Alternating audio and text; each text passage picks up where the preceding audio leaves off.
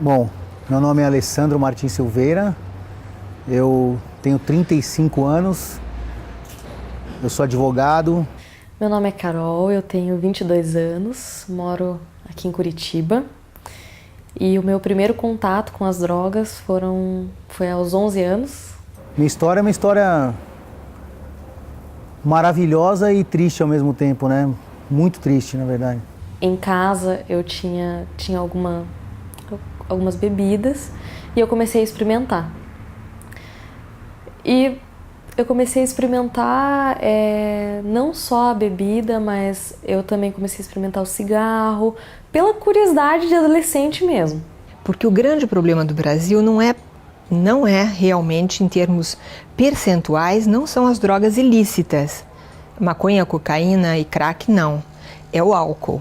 O grande problema, 42% dos estudantes brasileiros estão utilizando, assim, desbragadamente o álcool. E principalmente a cerveja. O uso de droga nunca acaba bem, né? Sempre acaba... Não existe forma de usar droga e ter uma vida normal. Uma hora vai pro buraco e as consequências vão vir. Pode ser em 1 ano, em 10 anos. Tem pessoas que morrem no primeiro ano. Eu voltei de um caminho que não tem volta, sabe? Eu vejo assim, porque não tem volta. Foi um milagre que aconteceu. Episódio de hoje...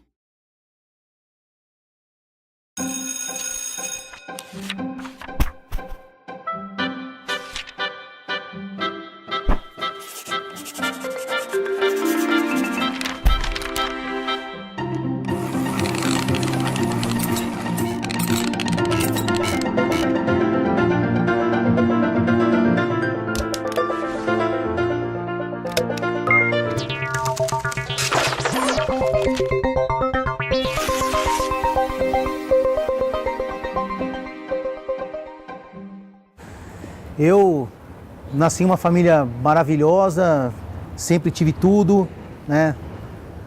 A minha mãe biológica morreu no parto, eu fui adotado e logo depois da adoção, minha mãe engravidou do meu irmão e meu irmão veio a falecer depois. Por que eu introduzo sempre assim? Porque a morte do meu irmão acabou com a minha vida lá atrás. Como eu não tinha uma crença, eu achava que a vida não tinha mais sentido, eu achava que eu tinha uma rusga com Deus, eu olhava para Deus e falava, você não existe, é uma mentira Deus, Bíblia é mentira, tudo mentira. É uma forma que o ser humano encontrou de dar respostas a perguntas que não têm respostas, né? O meu pai, ele é alcoólatra, ele desde sempre assim, né, até antes de eu nascer, ele já tinha esse problema com o álcool, então... é uma coisa meio que de identificação, assim. Pra mim, na época, foi exatamente isso. Sabe, quando você quer... É identificação mesmo. E eu, na época, bem nesse começo, quando eu tinha 11 anos, a minha mãe me falava muito, você é muito parecida com seu pai, com seu avô. E, na verdade, eu não via... Pra mim, o parecida era... Eu conseguia ver na questão do álcool e não na parte boa. Pra mim era isso. Então, cada vez mais eu fui buscando esse lado, sabe? Eu comecei a usar droga com meu irmão, comecei a fumar maconha com ele. E quando ele morreu, eu conheci o crack. Então, foi a ausência de uma crença. Com a morte do meu irmão, eu ficou um vazio. E o crack preencheu esse vazio assim de uma forma... assim, juntou a fome com a vontade de comer, entendeu? E aí, isso começou em 96, quando meu irmão morreu, e de 96 para frente, só destruição e desgraça na minha vida.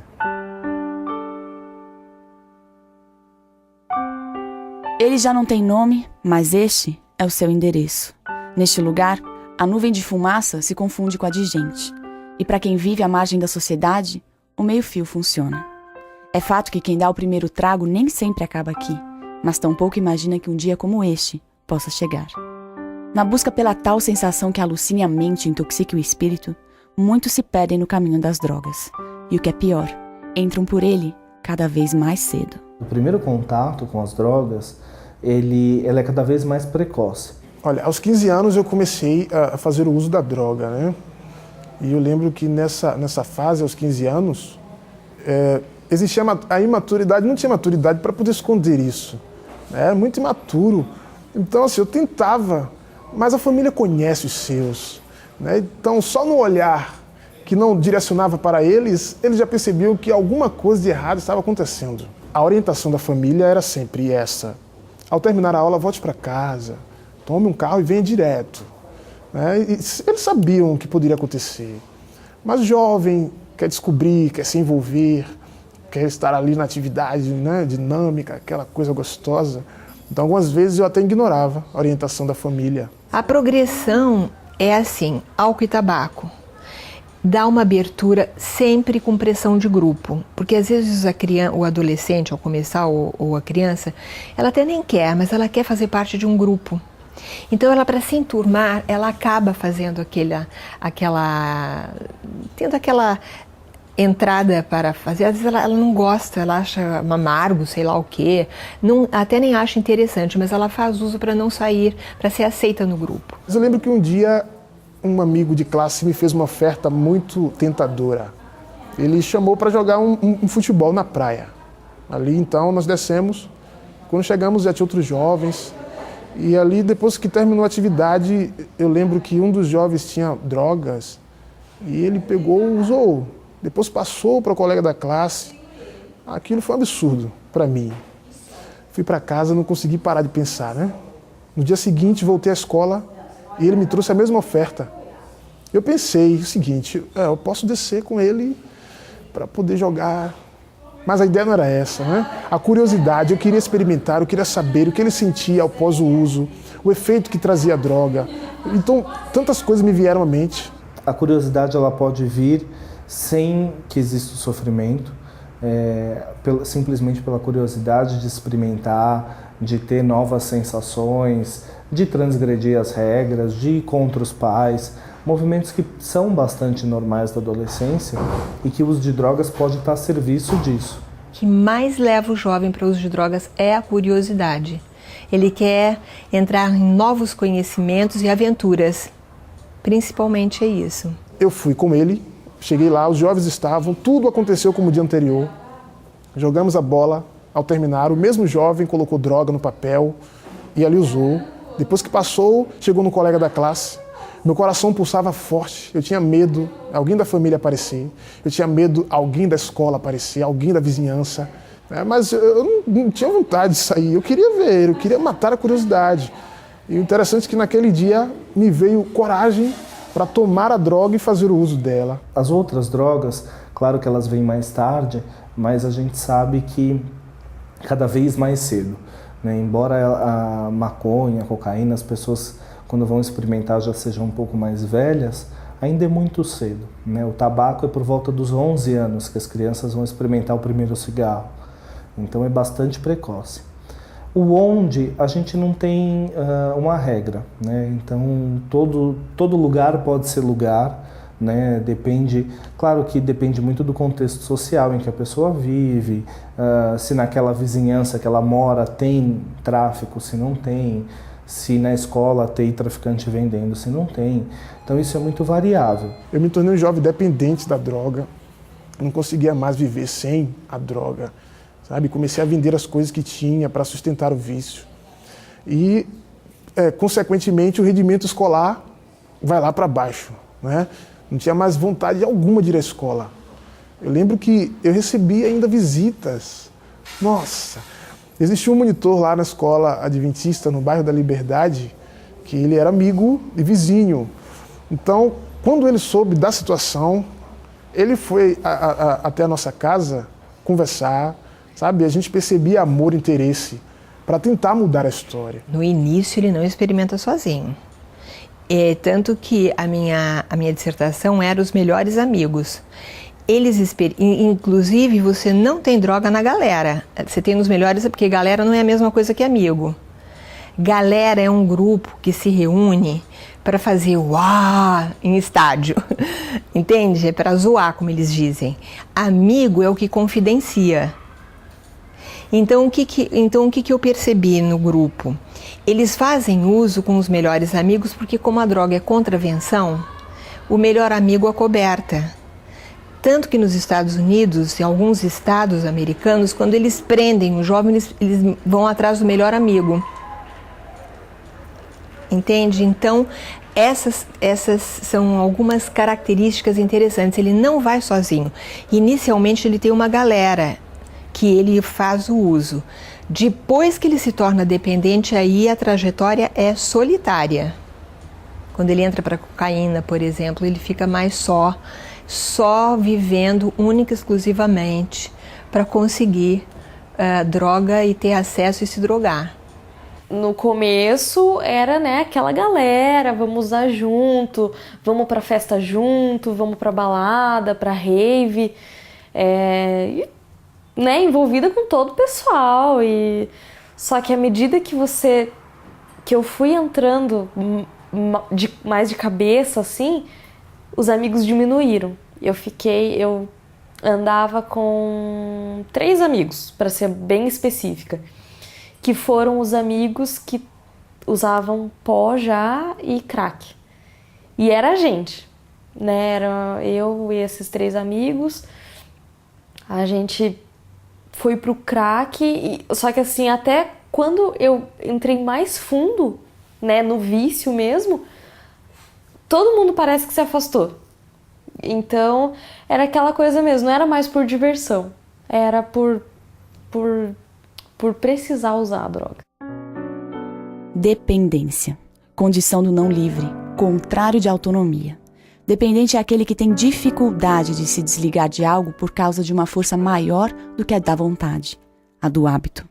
Quem depende está submisso à vontade de outrem. Portanto, dependência não significa delinquência nem tampouco inocência. Em se tratando de responsabilidade, tem mais a ver com impotência do que com negligência. E só sabe de fato dizer o que isso significa quem tem conhecimento de causa. Logo que eu terminei a faculdade, eu fui internado a primeira vez, em dezembro de 98. Fui internado a primeira vez, fiquei 28 dias numa clínica assim, vamos dizer, como se diz, clínica de playboy, né? Onde o índice de recuperação é muito baixo, porque tomando suquinho de laranja e comendo torradinha gostosinha de manhã, ninguém se recupera, entendeu? Infelizmente. Não estou falando nada contra a clínica, mas eu acredito em outro tipo de recuperação onde se dobra a pessoa ao meio. E tem que passar pela fornalha da aflição para se recuperar, né? O Senhor tem que moldar a pessoa. E aí em 98 fui internado, não adiantou, saí e fui internado logo a segunda vez, em fevereiro de 99.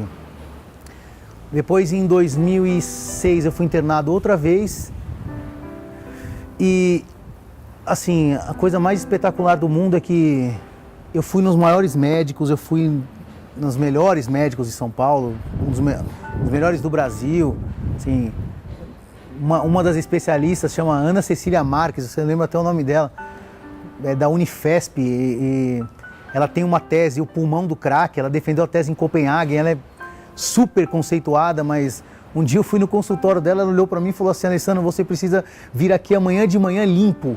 E eu olhei para ela pensando assim, quem é ela para falar isso para mim? Porque eu vou sair daqui e vou para a boca, né? Ela não tem poder de falar para mim que eu não vou usar hoje, né? E eu olhando para ela já pensando, amanhã, hoje eu vou usar, saindo daqui, já tava vendo alterações, porque o uso ele faz alterações orgânicas na pessoa, né? Como vontade de ir ao banheiro, por exemplo. E eu cheguei varado no outro dia, eu voltei de usar e já fui direto para a Unifesp, lá na Borges Lagoa, acho. E ela olhou para mim e falou, não dá para continuar o tratamento dessa forma. Em 2006 fui internado a terceira vez, e tudo na mesma clínica, essas clínicas mais light, né? E aí a quarta internação em 2007. Só que antes de entrar na quarta internação, eu havia entrado no escritório de advocacia como empregado, cheguei a sócio, graças a Deus estava bem lá, mas assim, aparentemente estava bem, né? Quem olhava para mim de fora falava assim, poxa, esse cara tem uma vida boa, né? Tem um escritório de advocacia, né? Tinha uma namorada na época, então estava tudo... Quem olhava de fora estava ótimo, mas por dentro eu estava morto, né? E numa sexta-feira, aí eu quero, para honra e glória de Deus, falar, né, isso que é a parte mais importante do que eu tenho para dizer, porque quem me curou foi o Senhor Jesus Cristo e se não fosse Ele eu nem estaria aqui falando nada disso, né? Eu saí numa sexta-feira para usar, como várias sextas-feiras aconteceram, É por isso que nem adianta ficar entrando muito no mérito, porque o uso é sempre a mesma coisa, ele é repetitivo e animalesco, né? É animal, uma coisa animal. A pessoa se torna um animal. E eu saí naquela sexta-feira à tarde do trabalho e fui pra Boca, peguei umas 20 pedras de crack, né? Como de padrão, pegava de 20 em 20. E no meio do uso, eu bati o carro, atravessei um comando da polícia, varei esse comando e bati o carro. Meu pai foi me buscar, olhando mais uma vez, porque essa é mais uma história das inúmeras que tem dessa de bater o carro, e meu pai me buscar. Meu pai me buscar e olhou pra mim e falou assim, não tem jeito mais, né? O seu irmão já morreu e você vai morrer também. E eu achava que eu ia morrer mesmo, achava que minha vida não tinha mais sentido. Não tinha mais sentido nenhum viver, né? E quando eu bati o carro, eu tinha uns 18 pedras ainda para usar, e eu queria muito usar ainda. E quando eu bati o carro, não tinha acabado o ciclo de uso, eu queria muito usar. E quando a pessoa quer usar, infelizmente, ela entrega os seus valores, os seus princípios, e o que tiver na mão ela entrega também. Inclusive um familiar ele entrega também, entrega tudo. E eu cheguei em casa, o carro batido, aquele clima de velório, eu roubei a chave do outro carro e sumi. E aí domingo, eu saí na sexta, né? No sábado à noite eu bati, voltei para casa. E no domingo à tarde eu peguei o carro do meu pai e sumi. Aí foi domingo, segunda, terça, quarta e quinta. Na quinta-feira à tarde, eu falei, eu vou me matar, porque não tem mais sentido, né? Nem o uso mais tá conseguindo me satisfazer nem nada, e minha cabeça latejando. Eu fui na mesma favela e falei pro cara, me dá uma arma, né? O cara olhou e falou, esse cara tá louco, né? Mas eu falei, eu quero uma arma. E no final de muita negociação lá, muito tapa na cara que eu tomei lá, assim, tipo, vai embora daqui, ele me vendeu a arma. E advogado é uma raça meio prepotente e arrogante, né? E eu queria me matar em grande estilo, porque morrer, é que nem falar, né? Morrer atropelado por um Fusca não vale a mesma coisa que morrer atropelado por uma Mercedes quando fica a marca da estrela no peito, né? Aí eu falei assim, eu vou me matar dentro do escritório, né? Pra aparecer no Jornal Nacional William Bonner à noite. Mas isso passou pela minha cabeça mesmo. Quando eu tava me dirigindo ao escritório, eu não me lembro de mais nada. Eu acordei dentro do meu carro numa rua, não fui pra essa rua, não abaixei o banco. Na hora que eu me levantei, eu tava indo de manhã, eu me levantei umas 4 horas da tarde com o banco arriado, olhando e falando assim, mas o que eu tô fazendo aqui, né? Não tinha mais arma, não tinha mais nada. Eu olhava e falava assim, não é possível. Agora eu fiquei louco de vez. Depois de uma meia hora pensando no carro, o que eu estava fazendo naquele lugar, eu falei, eu vou usar de novo. Porque a única coisa que eu sabia era usar, né? Eu não sabia fazer mais nada. Bem feito, assim, né? Tudo que eu fazia dava errado. Namoro acabava no meio que a namorada não aguentava. Trabalho também interrompia. Então, usar era a única coisa que eu conseguia. Eu falei, eu vou usar. E durante esse uso eu lembrei do sonho que eu tive no carro, assim, primeiro eu não acreditava, assim, em Deus, não acreditava na Bíblia, não tinha uma crença. E nesse sonho primeiro aparecia uma figura escura, assim, uma morte, assim, não sei identificar. Hoje eu sei que era inimigo de Deus. E de repente uma luz muito forte, assim, uma luz mas muito forte mesmo, espantou as trevas, assim. E no meio dessa luz tinha um homem e ele dizia assim pra mim, tanta gente me louva e nunca me viu. E você tá aqui se matando. E falou mais algumas coisas que eu, sinceramente, sou muito pequeno para explicar, mas logo depois ele abriu um livro, escreveu meu nome num livro com tipo uma caneta de ouro, saía ouro, assim. E quando eu comecei a lembrar disso com a lata na mão, usando crack, eu olhei e comecei a chorar, assim, nunca chorei tanto, nem na morte do meu irmão eu chorei tanto quanto eu chorei nessa noite. Me lembro que eu estava na Praça Pan-Americana, eu peguei um primeiro orelhão que tinha lá, liguei para minha mãe e falei, mãe, eu acho que eu vi Deus, né? Minha mãe deve ter pensado, agora vamos internar no Juqueri, né? Porque não tem mais jeito, agora ficou louco de vez.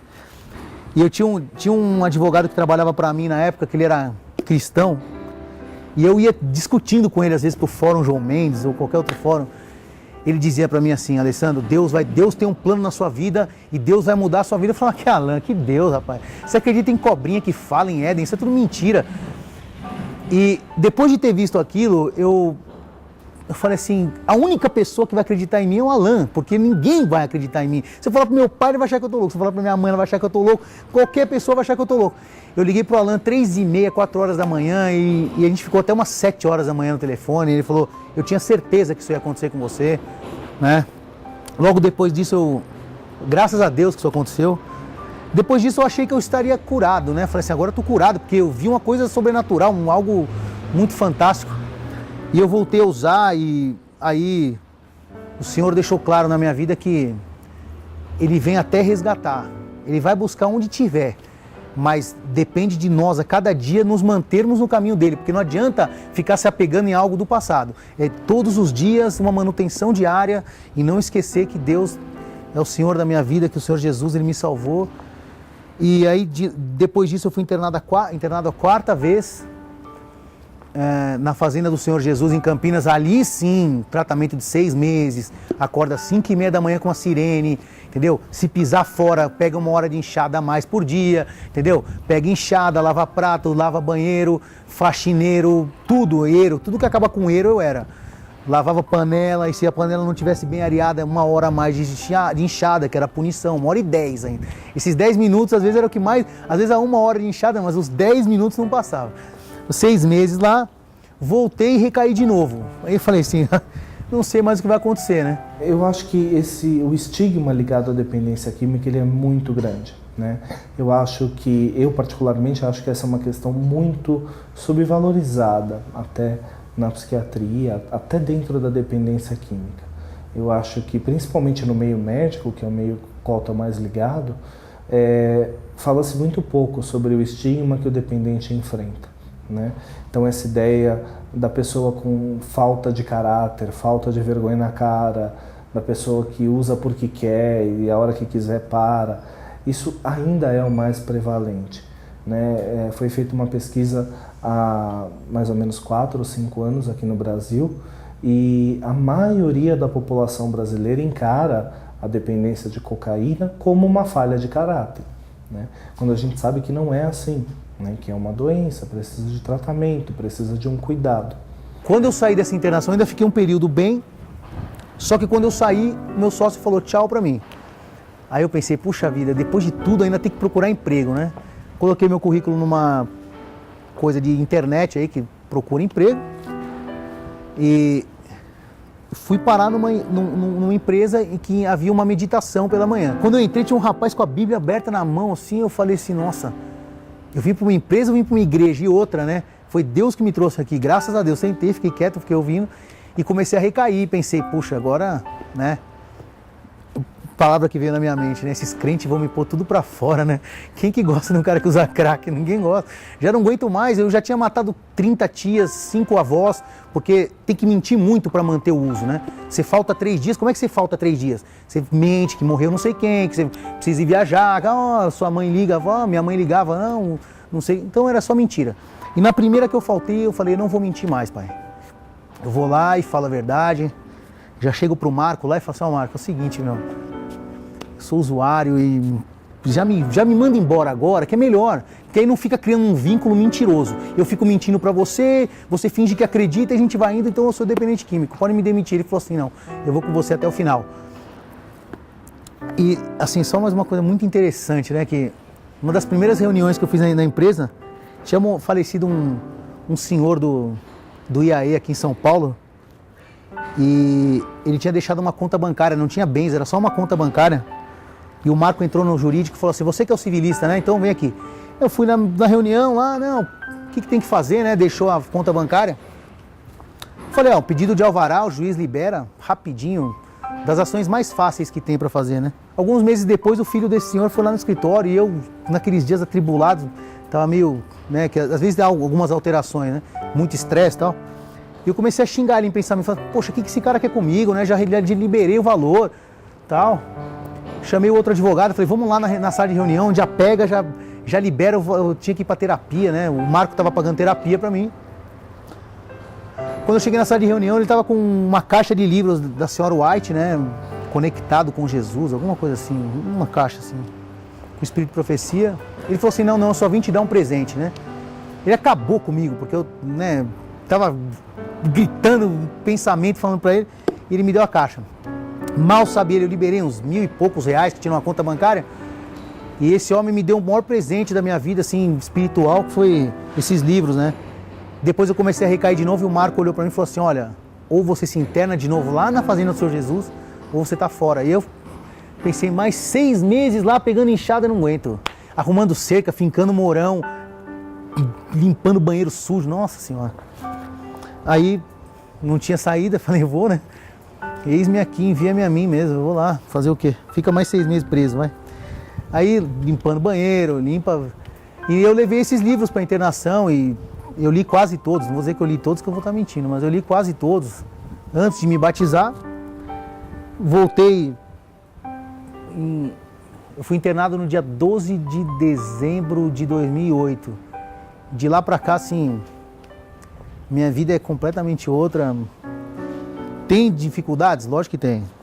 Já tive dificuldades no meio do caminho, já tive, mas o pesadelo não é mais o mesmo. Durmo tranquilo. Minha vida é outra. Graças a Deus, desde dezembro de 2008, minha vida mudou completamente, para honra e glória de Deus que me salvou. Olha, era com certeza bem mais fácil falado, né? Mas não era nem questão de timidez, a questão era que eu não sabia como falar. E o meu falar era dessa forma. O jeito que eu conseguia me expressar era dessa forma. Então, era o meu jeito de falar, sabe? Então, geralmente, os adolescentes que realmente são aqueles que mais chamam a atenção numa turma, né? São os que às vezes desafiam os professores, mas não precisa nem desafiar, mas são os líderes. Tem aqueles líderes que você vê que eles são ali mesmo para ajudar, para estar ali com o professor, mas tem alguns que estão ali para peitar e para chamar atenção, exatamente, para fazer a baderna mesmo. E são pessoas que são adolescentes que você tem que estar mais ligado, digamos assim, porque eles podem estar querendo dizer alguma coisa.